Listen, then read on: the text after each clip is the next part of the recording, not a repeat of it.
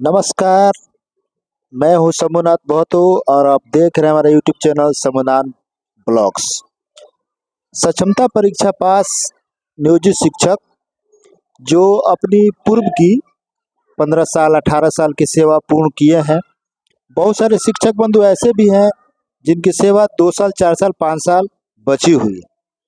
अब ऐसे में सक्षमता परीक्षा पास नियोजित शिक्षक सीनियर रहेंगे या नहीं रहेंगे, इस पर सदन में चर्चा हो रही है विधान परिषद में।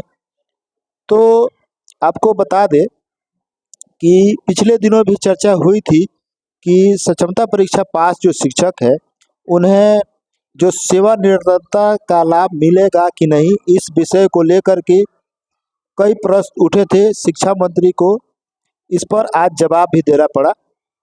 तो आज जो प्रश्न उठाए हैं वो विधान पार्षद डॉक्टर नवल किशोर प्रसाद हैं, जिन्होंने ये प्रश्न शिक्षकों के सेवानिरंतरता को लेकर के उठाया।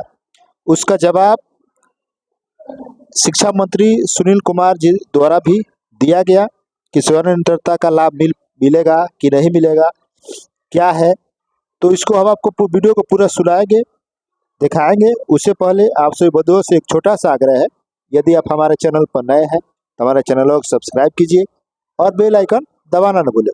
तो चलिए आपको सुनाते हैं, उस वीडियो को दिखाते हैं कि आज सदन में सेवानिरंतरता को लेकर के डॉक्टर नवल किशोर प्रसाद जी ने क्या कहा, क्या प्रश्न किया और उसका जवाब शिक्षा मंत्री सुनील कुमार जी ने क्या दिया।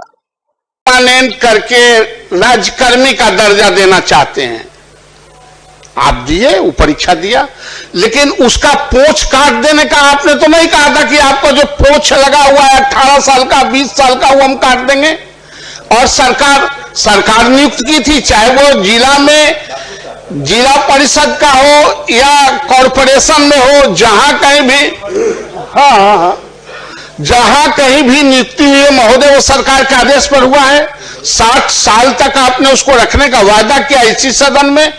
हम सिर्फ यह चाहते हैं कि जो 18 साल 20 साल से काम कर रहे हैं उनकी सेवा निरंतरता उसमें जुटनी चाहिए। ये यूनिवर्सिटी एक्ट में भी है, दुनिया में ऐसा नहीं होता है कि एक ही काम कर रहे हैं, हम प्रमोशन के लिए छलांग करने जा रहे हैं बीपीएससी में देकर टेस्ट कराने, तो हमारा पोछिए काट दीजिए।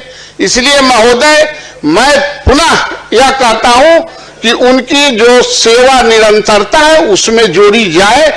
अनुभव, जितने दिन का अनुभव है, और आज अभी यूनिवर्सिटी सर्विस कमीशन के पूर्व चेयरमैन बैठे हुए हैं और वर्तमान चेयरमैन भी बहाली कर रहे हैं। आप दूसरे कॉलेजों को, एफिलिएटेड कॉलेजों के 10 साल 5 साल का आप काम करने का अनुभव जोड़ रहे हैं कि नहीं, आप उस पर आप अंक दे रहे हैं कि नहीं। ये दुनिया में ऐसा ही चलता है। एक अलग रूप से इसको प्रताड़ित करने के दृष्टिकोण से जो जूनियर आज बहाली हुआ है उसके कलेजा पर आप सीनियर के कलेजा पर बैठा देंगे तो शिक्षण संस्थानों में इसका असर पड़ता है। इसलिए महोदय मेरा आग्रह है कि उनका जो अनुभव का लाभ है उसमें जुटे। यह इस पर सरकार क्या कहती है। सभापति महोदय, प्रताड़ना की तो बात मेरे समझ के परे और शायद इस सदन के समझ के भी परे है। शिक्षकों को जहां तक सुविधा दी जा रही है, एक चीज माननीय सदस्य भी बताना चाहेंगे, चूंकि उन्होंने लीगल प्रोविजन की बात की, हमने भी किया, तो क्या जो सक्षमता पास करने के पहले जब वो जो शिक्षक थे जिसे नगर निकायों ने या पंचायती राज व्यवस्था के अधीन उन्हें नियुक्ति दी गई, उन्हें टेम्परेरी स्तर पर या कॉन्ट्रैक्चुअल पर, तो वो हकदार नहीं थे न्यू पेंशन पॉलिसी के उस वक्त जब आप वहां पर जब आपकी नियुक्ति थी या आपको जब पंचायती राज व्यवस्था के तहत आपको शिक्षक के रूप में रखा गया, तो उस वक्त आप तो न्यू पॉलिसी स्कीम के एनपीएस के तहत पेंशन स्कीम के हकदार नहीं थे।